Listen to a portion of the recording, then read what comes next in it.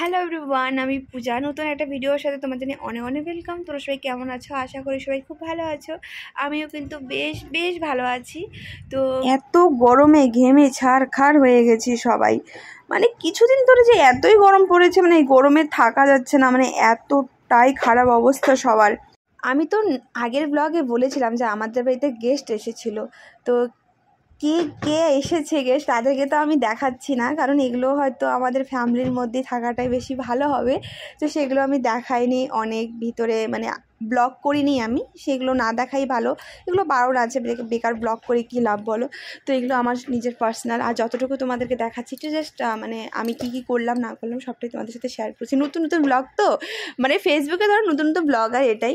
তো আমি তো আগের থেকে ব্লগ করতাম, বাট এই যে তেমন এই যে রেগুলার যে ব্লগ সেটা আমি করতাম না। কিন্তু আমি তো ধরো আমার সোশ্যাল মিডিয়াতেই 3 বছর, মনে করো 3 বছরের জার্নি, বা 3 বছরের জার্নিটা কিন্তু একটু গ্যাপ দেওয়া। মানে যে আমি কন্টিনিউ ভিডিও করেছি সেটাও কিন্তু একদমই না। মানে আমাকে তো সবাই বলে পুরনো ব্লগ, মানে পুরনো হয়ে গেছে। আমি অনেক দিন থেকে ভিডিও করি যেহেতু, তো কি করতাম আগেও করতাম, বাট ওই যে গ্যাপ করে করে মানে একদিন পোস্ট করতাম তো 5 দিনই পোস্ট করতাম না, এরকম একটা সময় ছিল।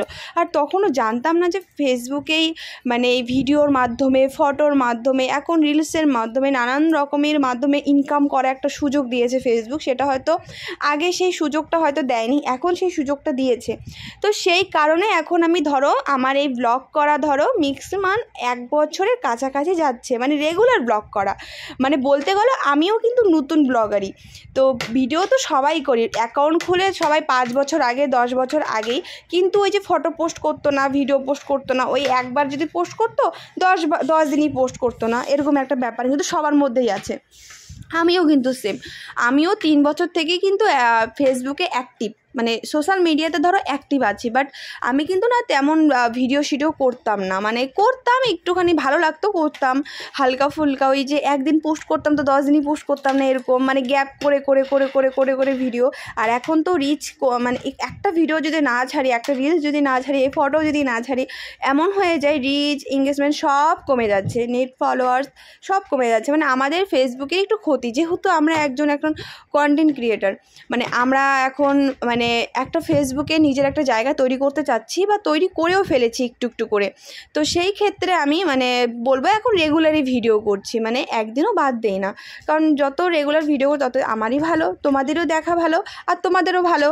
আর এটাই একটা নতুন মানে সুবিধা দিয়েছে ফেসবুকে, যে একটা ইনকাম করার একটা সুযোগ দিয়েছে। এই জিনিসটা আমার ভীষণ ভালো লেগেছে। আগে হয়তো আমি জানতাম না, সেই মানে ওই যে বললাম তো অনেক আগেই অ্যাকাউন্ট খুলে রেখেছি, ওই যে ভিডিও করতাম, বাট আমি জানতাম না। এই তো রিসেন্টলি এখন জানা স্টার্ট করেছি, এখন সব কিছু জানতে পারছি।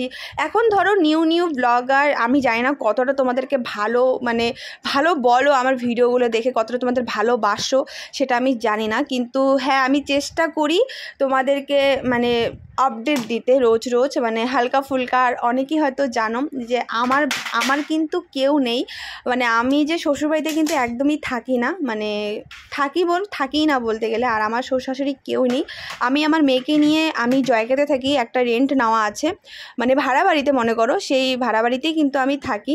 তো সেখানে আর কি রোজ ব্লগ করব বলো তো। তো সেই জন্য থাকা হয় না, যতটুকু পারি তোমাদের সাথে আপডেট মানে দেই, এটাই। তো এই যে রান্না বান্না কিন্তু চলছে, গেস্ট মানে আমার কি এসেছে বলি এখন, মানে আমার যে ভাইয়ের বউ আছে তার বাবারা আসছে, মানে 2 বছর পর মানে ফাইনালি এখন ওদের সবার সাথে মিল হয়ে গেছে, তো আসছে। সেই আয়োজন বাড়িতে চলছে, যে মানে আমার হবে তাই হবে মনে হয়, মানে আমাদের রাজবংশীতে বলে, জানি না এখন কার মানে কি বলে জানি না, মানে নতুন সব কিছু তো, মানে রিলেশন বলো, মানে ফ্যামিলির মধ্যে নতুন যারা আরও আসে, নতুন ফ্যামিলি, তাদের একটু সম্বন্ধ আলাদা হয়ে যায়, এটাই।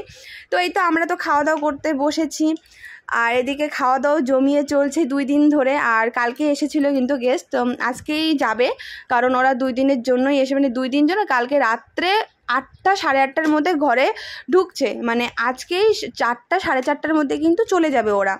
তো চলো আর বেশি বকবক করছি না, তোমরা বাড়িতে গিয়ে এখন কিছু কথা শোনো।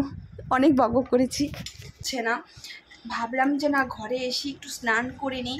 তো ভাবলাম যে একটুখানি মাথার মধ্যে একটু, চুলের মধ্যে একটু ক্রিম লাগিয়ে নিই। চুলটা যেহেতু আমার প্রচুর খারাপ হয়ে গেছে, আর সপ্তাহের মধ্যে আমি একদিন করে ক্রিম লাগাই চুলে, তো ভাবলাম আজকে রবিবার আছে তো একটু ক্রিমটা লাগিয়ে নিয়ে নিই। আর আর গেস্ট তো আমাদের চলে গেল আজকেই, কারণ একদিনের জন্য আসছিল।